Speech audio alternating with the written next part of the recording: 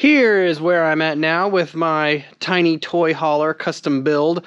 I flipped it over, I got it painted, I remounted the stabilizers. They seem to be fine. They're actually strong enough that I can lift the trailer with them, so that kind of came in handy when I was putting on my temporary wheels. Got the axle bolted back up, got all the wiring done. Well, not done, sorry. I got the marker lights put on, and I got the axle, the trailer brakes, electric brakes wired up too.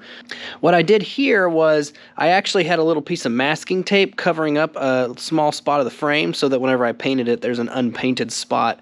And then I ran a self-tapper in for my ground wire, so that's touching bare steel. What I need to do now is just hit a coat of paint over that to hide it. I did the same thing here. Except this one I already had the ground wire hooked up when I painted it, so it was no big deal. But and I ran two 16 gauge wires just because I should have had a heavier gauge wire than 16, but that's all I had, so I just ran two, spliced them to one wire on that. This is a marker light wire that I don't know if I'm going to use it or not. Sometimes I like to put marker lights on my fender. It's just going to depend on what I end up doing with the fender. Speaking of fenders, my fender is back ordered until, if you watched my tire video, my tires got back ordered until May. Well, my fender did as well, my two fenders. So I may end up having to build my own fenders. That will be an interesting task, but I'd rather do that than wait 6 months for some fenders. I still don't exactly know what I'm going to do with the tongue. That jack is not meant to be there. I have that jack because I was going to replace the jack on my car hauler. I normally, if I end up using a tongue jack like that, I do a setback where I basically take a piece of channel and weld it in here, cut a hole in the middle, and then mount the jack there. And the reason I do that is because your tailgate on your truck, or in my case, the Jeep Wrangler tailgate, both of them are going to hit this. So you will end up with dents. So next time you're driving around, look at all the pickups, and you can tell if they've hauled trailers before because they all have dents in their tailgates. Kind of annoying, but it's real easy to set that back. The problem is I'm not exactly sure. I think I may end up putting my generator. I have a Champion generator up in the front. One of my concerns has been tongue weight, and really until I get the thing built, I'm not going to really know what I need to do, but my generator is 100 pounds, so if I put 100 pounds right there on the tongue, that's going to be very helpful. I'm not sure yet what kind of deck I'm going to do here. I really have three options. One is expanded metal, which I actually have some up there on my ceiling left over from another project, but I probably can't use that stuff because it's actually really light duty expanded metal, so I'll end up having to buy some because I don't have any more.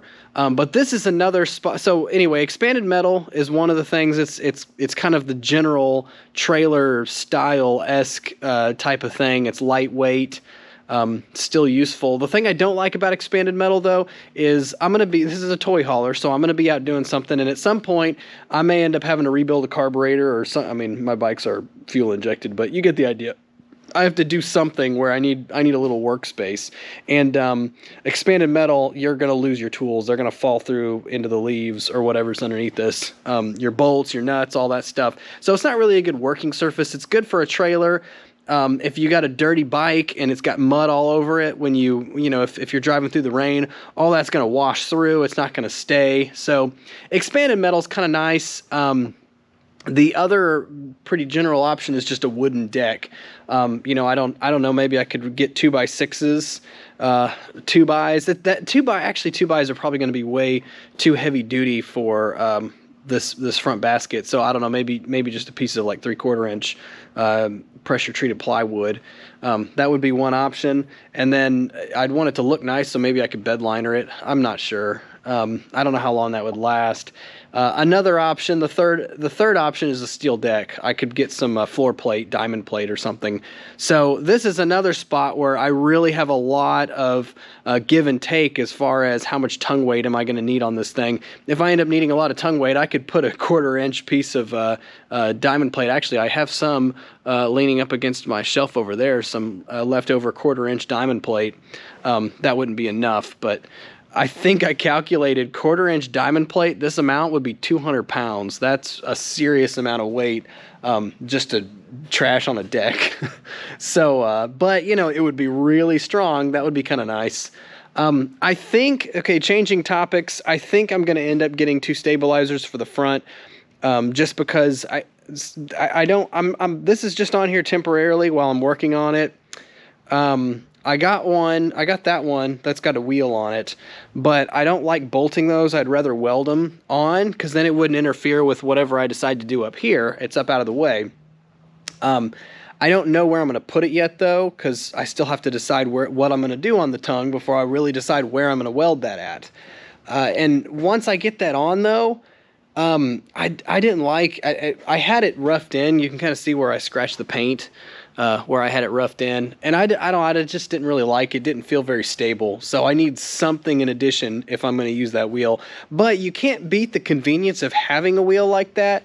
If I'm going to load this trailer up on the back of my Jeep, it's really nice coming back here, grabbing it and then just dragging it right where it needs to be and then dropping the jack. So I really like that about those wheels. I have a couple other trailers with those on them, and then I have some without them, and the ones that don't have them, I wish it had it. So maybe I can do that in combination with the two stabilizers in the front. And then if I do stabilizers in the front, the bolt will be here and then it'll drop down to the floor. And that should be plenty strong. I think the next step is going to be going ahead and cutting, and I have the insulation, some foam boards, some 1-inch R-Max foam boards. The R-Max is the closed cell foam that's got foil on one side, not the styrofoam type stuff. And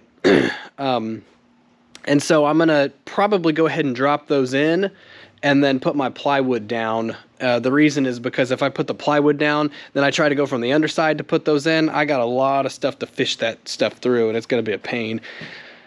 One thing I have figured out, I'm sure you guys already know this, but it is so much easier doing the wiring and stuff when you don't have a deck. Working on this kind of stuff overhead, and then when I was bolting the axle on, being able to access both sides of those nuts from standing up was awesome. I didn't have to get on my back and fish around and try to do all that stuff. So that's where I'm at so far. It's been a fun build. I can't wait to. It's really it's starting to look like a real trailer. That's the cool part. My wife was just out here a little while ago, and she says, "I got to give it to you. It looks professional." She goes, "It looks like it was actually professionally done." So that's pretty exciting for a guy like me to hear, because I'm really good at having this grand vision, and then it comes out looking terrible. So it seems like the last few things I've done though, they've come out looking okay.